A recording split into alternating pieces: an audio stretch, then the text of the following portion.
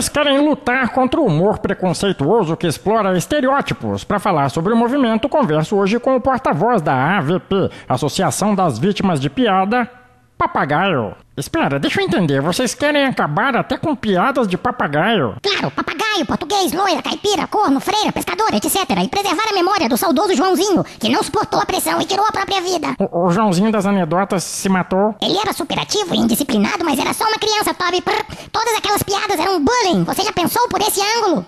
Meu Deus, vocês têm representantes de todos os estereótipos de piadas na AVP? Quase todos. Infelizmente, as loiras e portugueses ainda não entenderam a nossa proposta.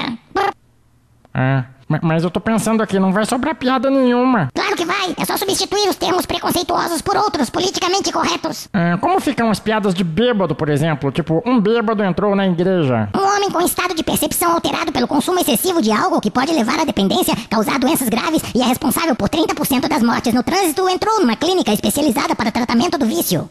Ele entra na igreja, não numa clínica. Não pode. Vilipendiar religiões é crime. Artigo 208 do Código Penal. A revisão da anedota que propomos substitui a humilhação por uma mensagem educativa.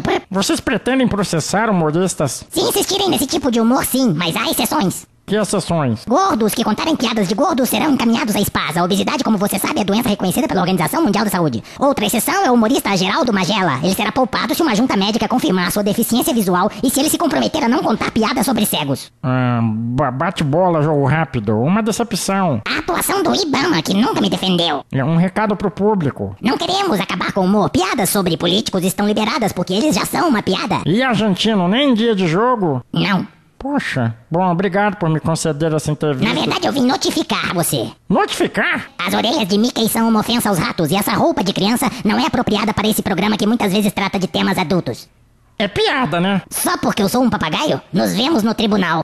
Boa noite. Toby, entrevista.